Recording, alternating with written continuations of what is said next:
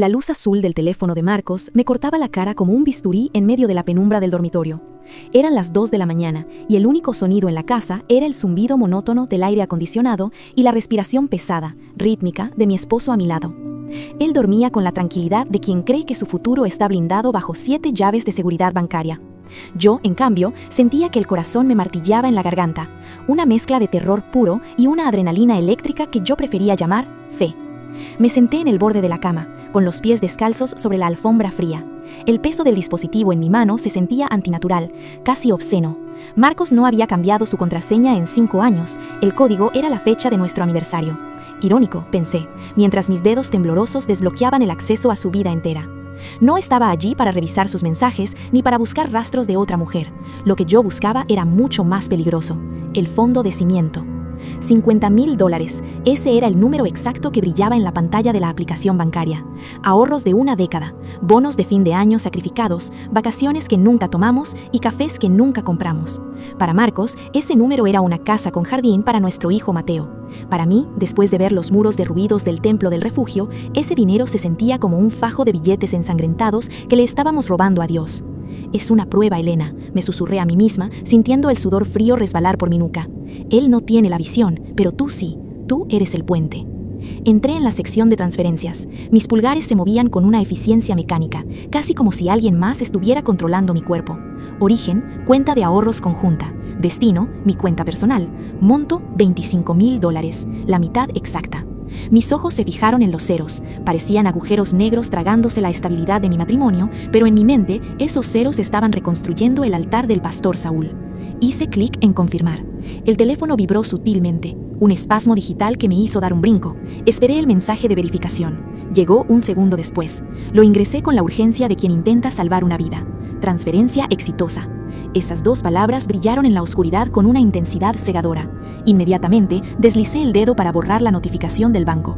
Limpié cualquier rastro, cualquier huella de mi paso por su privacidad. Dejé el teléfono exactamente donde estaba, alineado con el borde de la mesita de noche, a la misma distancia milimétrica que él siempre lo dejaba. Me deslicé de nuevo bajo las sábanas, sintiendo el calor del cuerpo de Marcos. Él se movió un poco, soltando un suspiro profundo, y por un microsegundo el pánico me detuvo el aliento, pero no despertó.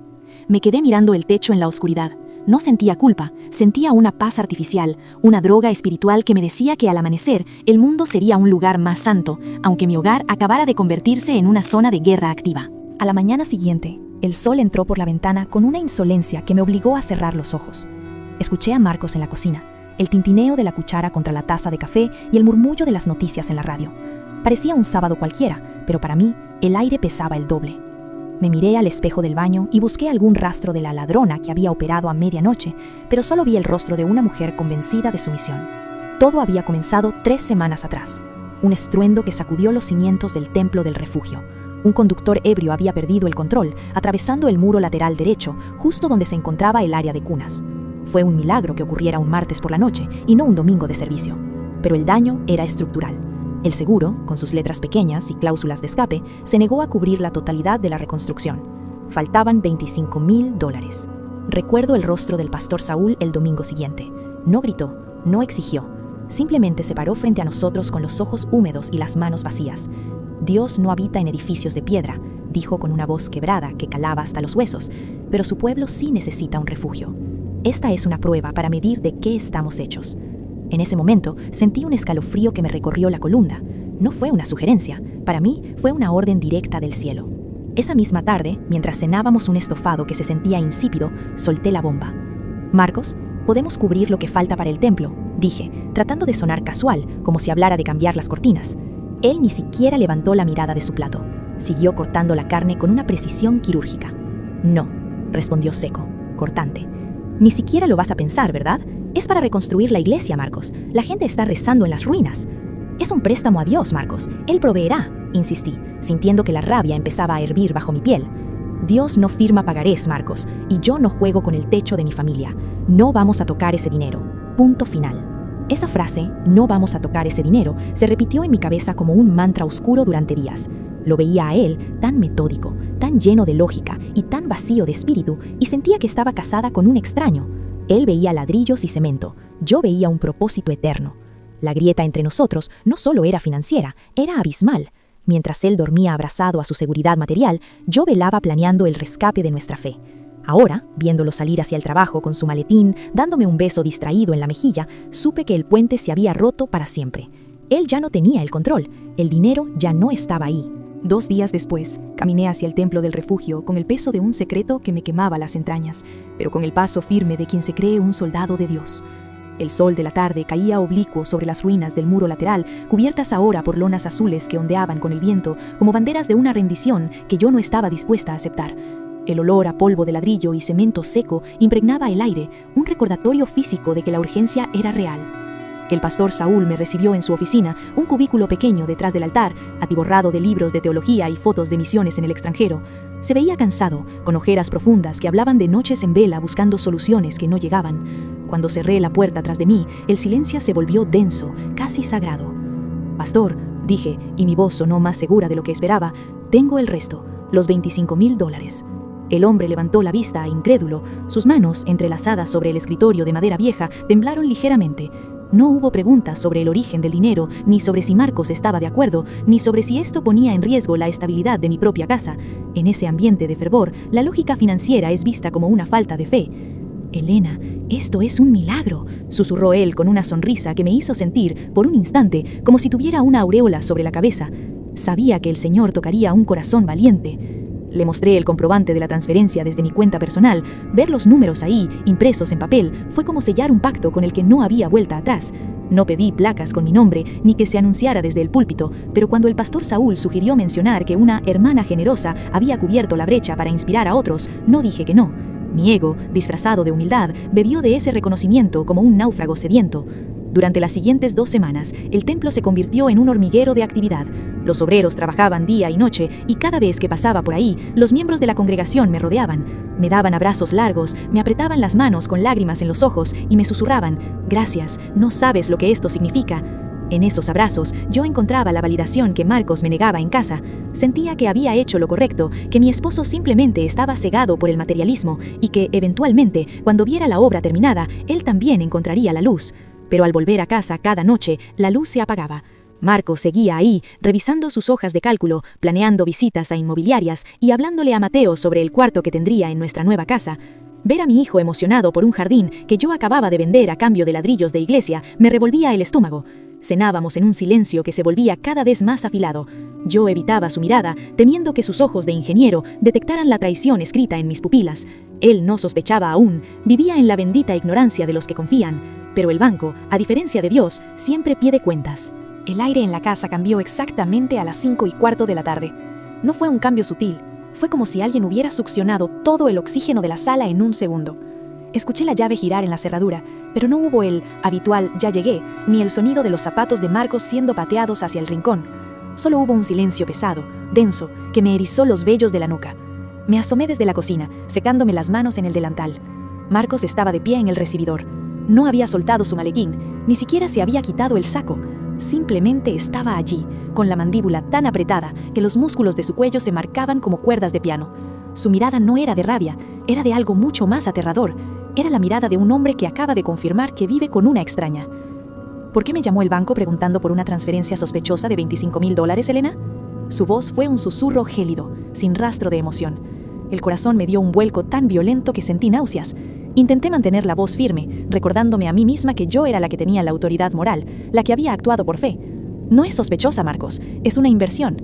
Caminé hacia él, tratando de acortar la distancia física para suavizar el golpe. El templo necesitaba... ¿El templo?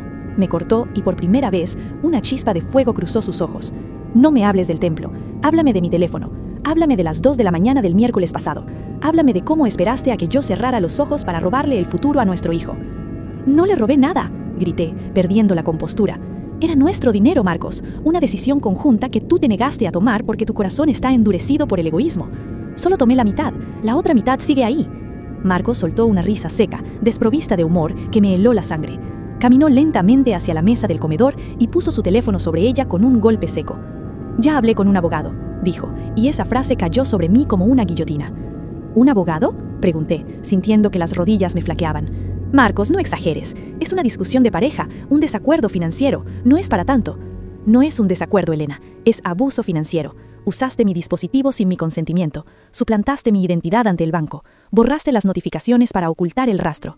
Eso no es una diferencia de opinión. Eso es un delito. Se sentó en la silla, pero no se relajó. Parecía un juez dictando sentencia en su propia sala.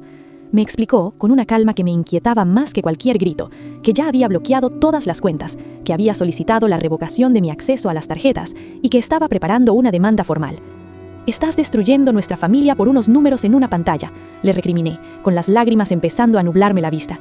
«¿Dónde está tu fe? ¿Dónde está el perdón?» «Mi fe estaba en la mujer que dormía al lado mío», respondió él, levantándose para irse a la habitación. «Pero resulta que esa mujer prefiere adorar paredes de ladrillo que respetar la confianza de su esposo. Mañana las cosas van a ser muy diferentes en esta casa». Escuché el portazo de la habitación principal y me quedé sola en la cocina, rodeada del aroma a cena que nadie iba a comer. Por primera vez, la paz divina que había sentido al hacer la transferencia se evaporó, dejando en su lugar un frío industrial. El mundo que yo creía estar salvando acababa de declarar la guerra a mi propio techo. Mi teléfono no dejó de gritar durante toda la noche. No era un timbre constante, sino el pulso frenético y espasmódico de cientos de notificaciones que hacían vibrar la mesa de noche como si tuviera vida propia. Intenté ignorarlo, enterrando la cabeza bajo la almohada, pero la curiosidad, o quizás el instinto de supervivencia, fue más fuerte. Cuando encendí la pantalla, la luz me quemó las córneas. Marcos no se había limitado a hablar con un abogado. Había decidido que si yo le había robado en la oscuridad, él me expondría bajo el sol más incandescente. Había un mensaje en el grupo de la familia, ese donde mis hermanas comparten fotos de sus hijos y mi madre envía bendiciones diarias. Quiero aclarar a todos que la transferencia de $25,000 a la iglesia fue hecha sin mi consentimiento, usando mi teléfono mientras yo dormía. Estoy tomando medidas legales. Frío, quirúrgico, sin adjetivos, porque la verdad no los necesitaba para doler. Sentí que la cara me ardía, una oleada de calor que no era de vergüenza, sino de una rabia herida. ¿Cómo se atrevía? Le escribí por privado de inmediato, con los dedos volando sobre el teclado. ¿Tenías que hacerlo público? Es humillante. Su respuesta llegó antes de que yo pudiera soltar el aire. Más humillante fue descubrirlo por el banco. Disfruta de tu audiencia, Elena. Pero el golpe de gracia no fue el chat familiar, fue el grupo general del Templo del Refugio. Marcos, el hombre que llevaba años sin pisar un servicio por un desplante ridículo de $500, había escrito ahí también. Publicó lo mismo con una precisión de francotirador, dejando claro que la hermana generosa no era más que una esposa que operaba a espaldas de su marido. El silencio que siguió en ese grupo fue más devastador que cualquier insulto. Nadie me defendió, nadie escribió, Elena lo hizo por la obra del Señor. El pastor Saúl respondió horas después con un mensaje tibio, de esos que se usan para lavarse las manos. Oremos por la restauración de todas las familias. ¿Restauración?, le grité al vacío de la sala. Necesito apoyo, no una oración genérica. Esa noche, mientras Mateo dormía ajeno al incendio forestal en el que se había convertido nuestra vida, me di cuenta de que mi reputación estaba en cenizas. En las redes sociales, Marcos publicó una frase que se volvió viral entre nuestros conocidos. La fe sin consentimiento no es sacrificio, es imposición. Los comentarios eran nidos de víboras. Gente que antes me abrazaba en el atrio, ahora hablaba de abuso financiero y fanatismo. Caminé hacia la habitación de huéspedes donde Marcos se había encerrado. Golpeé la puerta con desesperación. «Estás destruyendo mi nombre, Marcos. La gente va a pensar que soy una criminal». «Yo ya lo pensé», respondió su voz desde el otro lado, amortiguada pero firme. «No fue un acto de fe, Elena. Fue un robo. Y un robo necesita una sentencia». Me derrumbé contra la madera de la puerta. El templo que yo había ayudado a levantar con ese dinero seguía allá afuera, firme y reluciente, pero las paredes de mi propia casa se estaban desmoronando y yo estaba atrapada bajo los escombros de mi propia buena intención. El silencio en el desayuno era una entidad física, un muro de hormigón que nos separaba a los tres.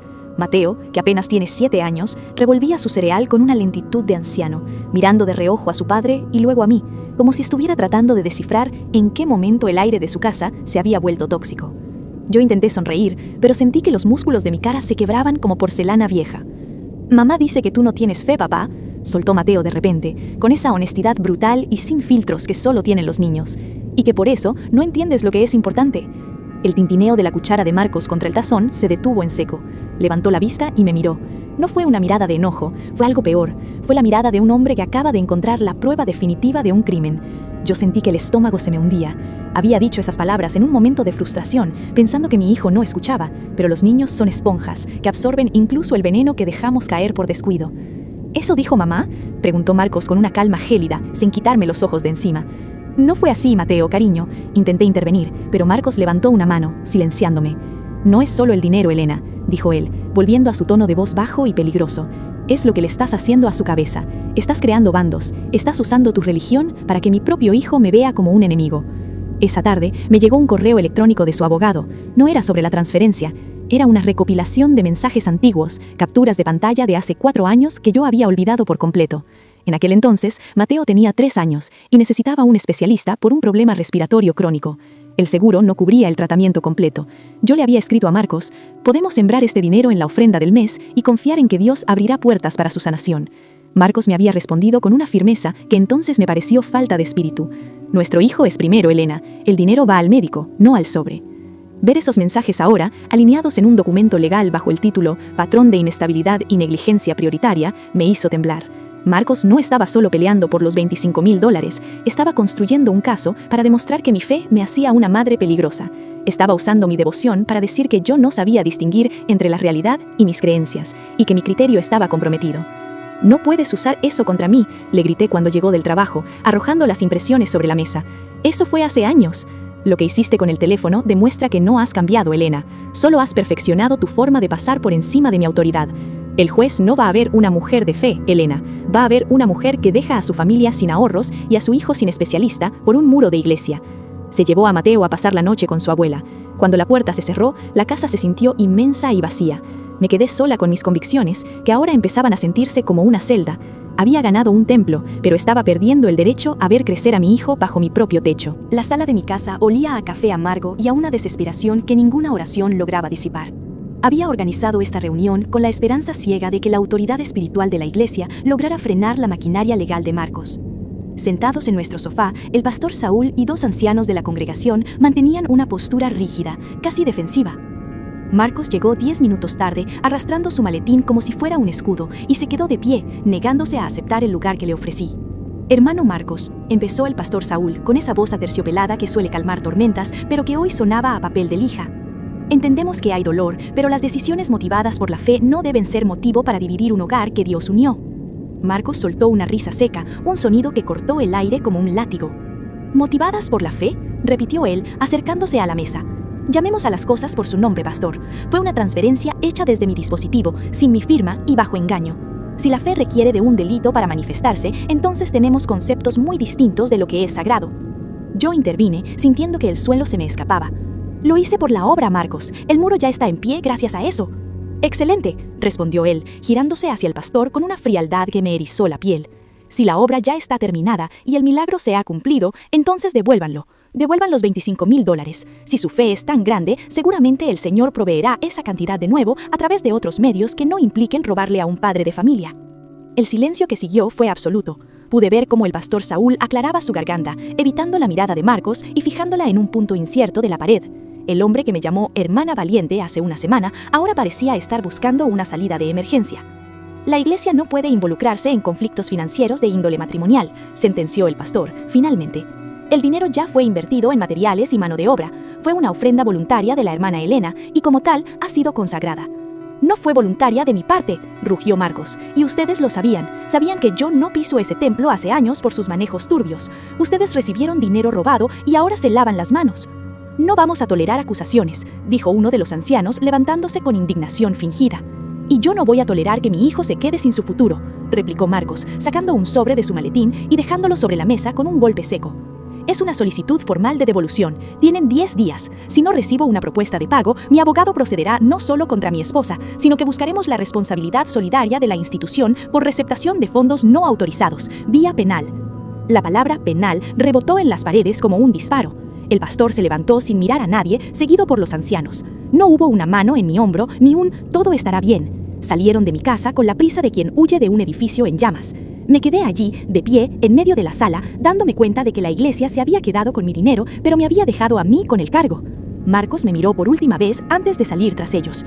Ya no había rabia en sus ojos, solo una lástima profunda que me dolió más que cualquier demanda. Estaba sola. El mazo del juez golpeó la madera con un sonido sordo, final, como el de un clavo cerrando un ataúd. En esa sala de paredes blancas y aire acondicionado viciado, mi fe no fue tratada como una virtud, sino como un síntoma de inestabilidad.